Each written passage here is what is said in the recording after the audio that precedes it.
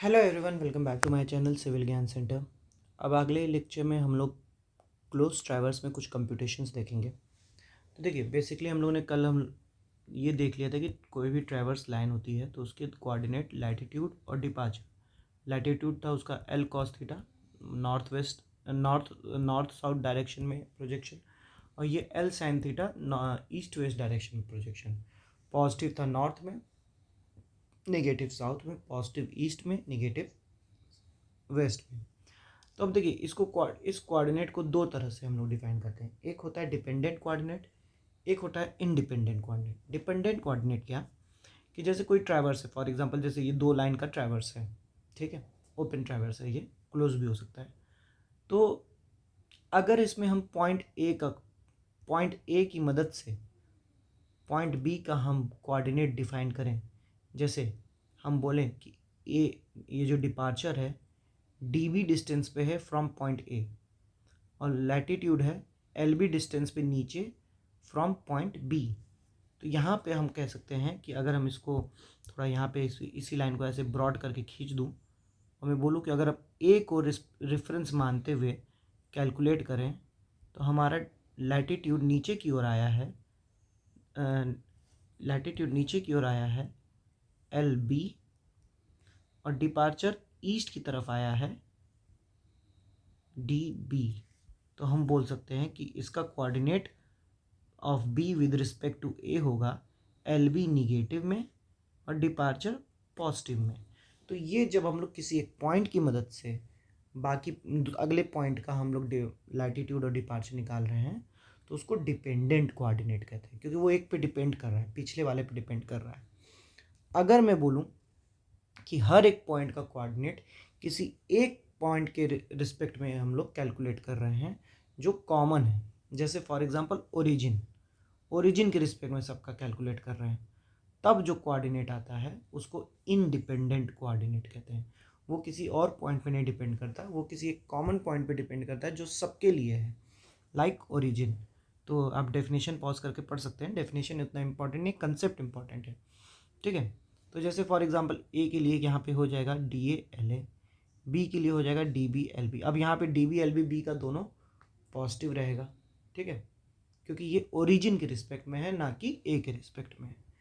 फिर बात करते हैं हम लोग कि क्लोज ट्रैवर्स में क्या चीज़ें होती हैं। जैसे फॉर एग्जांपल ये क्लोज ट्रैवर्स है हमारा A B C D A. तो अब मैं शुरू करता हूँ ए से, फॉर एग्जांपल ए से बी की तरफ जाते हैं हम लोग पहले। तो ए बी लाइन के लिए हमको पहले ए पॉइंट की मदद से, अगर ए पॉइंट को हम रेफरेंस ओरिजिन माने, तो इसके हिसाब से हमारा जो ए बी लाइन का लैटिट्यूड होगा वो नीचे की ओर आएगा। इसको हम मान लेते हैं y1, नीचे की ओर गया। तो ए बी लाइन का लैटिट्यूड और डिपार्चर लिखते चल रहे हैं, ठीक है। अब ये ओरिजिन के रिस्पेक्ट में नहीं है, ये अपने डिपेंडेंट कोऑर्डिनेट है सब, ए बी का ए के रिस्पेक्ट में, ठीक है। तो ये y1 नीचे आया और डिपार्चर प्लस डी x1 कर लेते हैं, प्लस x1 इधर की ओर गया, ठीक है। बी सी लाइन के बात करें तो बी सी लाइन का बी के रिस्पेक्ट में, ठीक है। अगेन y2 नीचे गया तो माइनस, अब की बार x वेस्ट की तरफ गया तो minus x2। Now C D के लिए सी पे आ जाइए, ठीक है। लैटिट्यूड y3 ऊपर की ओर गया, ठीक है, लैटिट्यूड इसका y3 ऊपर की ओर गया सी के रिस्पेक्ट में, और डिपार्चर वेस्ट की ओर है minus x3। Same D A के लिए बोलूँ मैं तो डी पे बैठ जाते हैं। तो लैटिट्यूड ऊपर की ओर, डिपार्चर ईस्ट की ओर, तो दोनों पॉजिटिव y4 और माइनस पॉजिटिव x4, ठीक है, सब पॉजिटिव आ गया।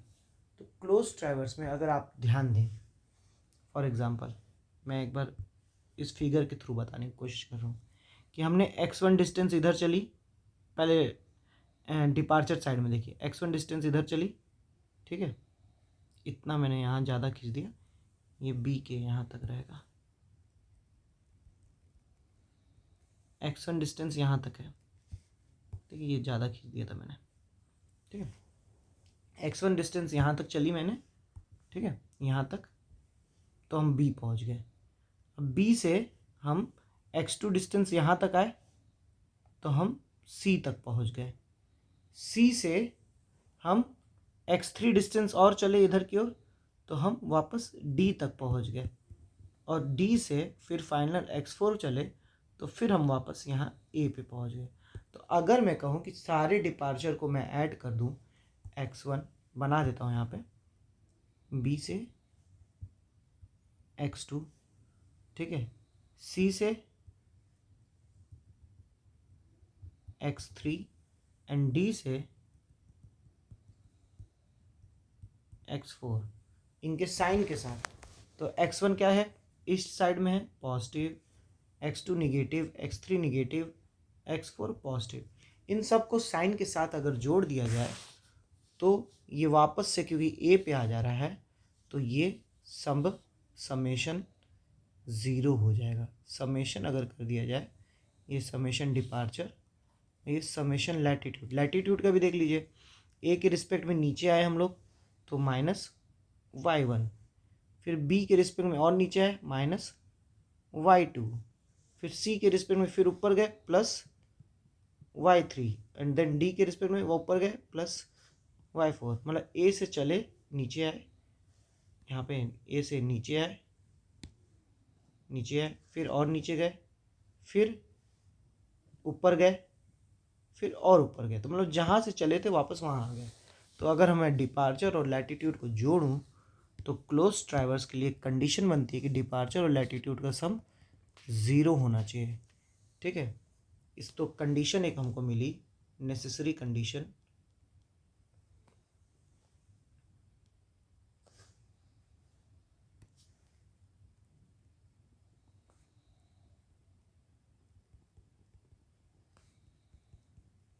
Necessity condition for close traverse.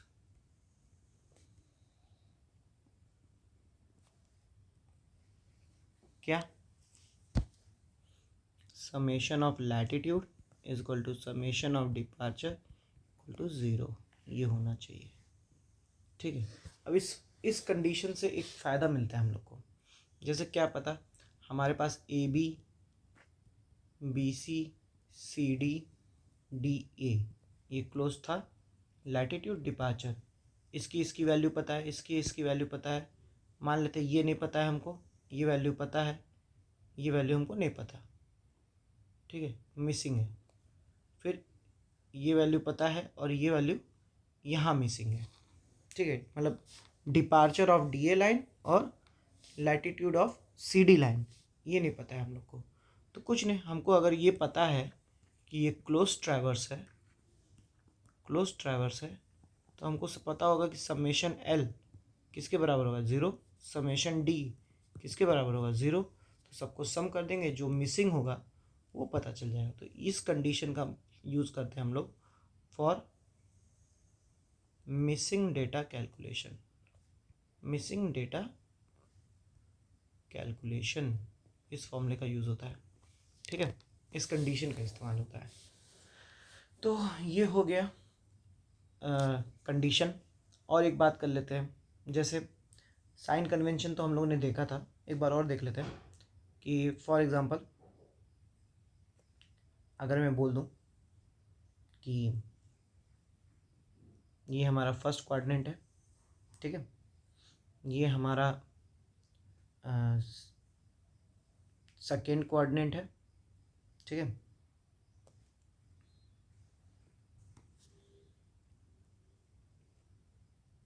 ये थर्ड, ये फोर्थ, ये कोऑर्डिनेट है। तो अगर हम बोल दें कोऑर्डिनेट पोजीशन, उसके रिस्पॉन्डिंग लैटिट्यूड डिपार्चर, ठीक है। तो अगर हमारा फर्स्ट है, सेकंड है, थर्ड है, वैसे कल हम लोग ने देख लिया था, एक बार और देख लीजिए। तो फर्स्ट में होगा तो दोनों पॉजिटिव, सेकंड में होगा तो लैटिट्यूड निगेटिव, ये पॉजिटिव, थर्ड में होगा दोनों निगेटिव, और फोर्थ में होगा तो लैटिट्यूड पॉजिटिव, ये निगेटिव। तो ये ध्यान रखना है। एंड एक अब चीज़ यहाँ पे आती है कंडीशन, ठीक है। ये तो मिसिंग डेटा के लिए summation L equal to summation D equal to 0 हम लोग कर रहे हैं। अब एक कंडीशन आती है, क्लोजिंग एरर।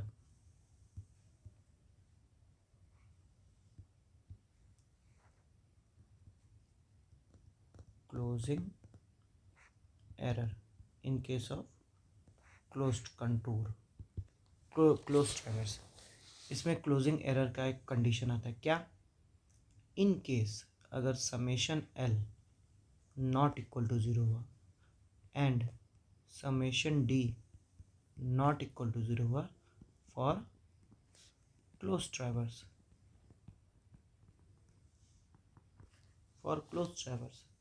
तब क्या होगा? जैसे फॉर एग्जांपल मान लेते हैं ये एक था, हमको बोला था कि क्लोज ट्रैवर्स है, लेकिन summation L equal to summation 0 नहीं हुआ, तो ये कुछ एरर आ गया, ये हमारा एरर हो गया, ये एरर हो गया, ठीक है।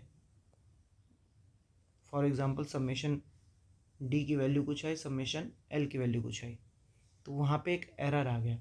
इस एरर को ही बोलते हैं क्लोजिंग एरर, क्योंकि ये क्लोज होने नहीं दे रहा है, इस लाइन को क्लोज होने नहीं दे रहा। और क्लोजिंग एरर की भी पोजीशन, मतलब साइन इसके साइन पे डिपेंड करता है, उसके लैटिट्यूड और उसके डिपार्चर का साइन समेशन एल और समेशन डी के साइन पे डिपेंड करता है। जैसे यही वाला टेबल यहाँ भी बना दूँ तो कोई गलत नहीं होगा।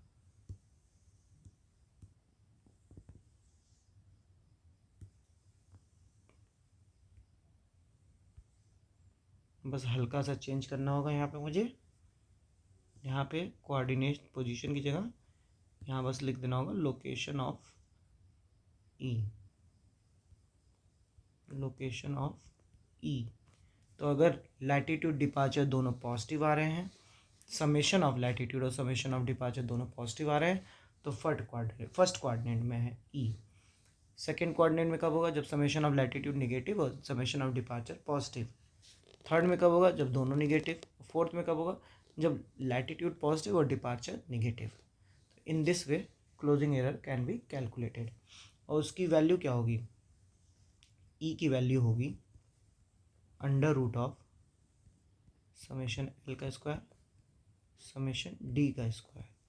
ये ई की लेंथ आ जाएगी, ये लेंथ, ठीक है। इसका एंगल भी पूछ सकता है, तो इसका एंगल क्या होगा? इसका एंगल होगा tan theta is equal to summation D upon summation L, ठीक है। ये क्लोजिंग एरर की बात होगी, ठीक है। अब बचता है हमारा कि क्लोजिंग एरर आ गया अगर, तो उसको सही कैसे करें। क्लोजिंग एरर अगर आ गया तो उसको सही कैसे करें, उसको बोलते हैं बैलेंसिंग ऑफ ट्रैवर्स। वो हम लोग अगले लेक्चर में देखेंगे। तो होप करता हूँ आपको ये इतना समझ में आया होगा। आज हम लोगों ने ज़्यादा कुछ तो नहीं देखा इस लेक्चर में, लेकिन देखा कि डिपेंडेंट कोऑर्डिनेट क्या होते हैं, इंडिपेंडेंट कोऑर्डिनेट क्या होते हैं। और कंप्यूटेशन इन क्लोज ट्रैवर्स में हम लोग डिपेंडेंट कोऑर्डिनेट को लेके कैलकुलेट कर रहे हैं। और फिर हमको पता चला कि कोई भी ट्रैवर्स अगर क्लोज है तो उसका समेशन एल और समेशन डी 0 होना चाहिए। अगर समेशन एल और समेशन डी 0 नहीं आ रहा है, दैट मीन्स वहाँ पे कोई एरर है, उसी को बोलते हैं क्लोजिंग एरर। क्लोजिंग एरर के समेशन एल और समेशन डी के साइन के हिसाब से उसका लोकेशन बताते हैं। और मैग्नीट्यूड ऑफ क्लोजिंग एरर होता है समेशन एल का whole square plus summation D का होल स्क्वायर का अंडर रूट, उसकी direction summation D upon summation L, उसका एंगल दे देगा। So that's all from today's lecture.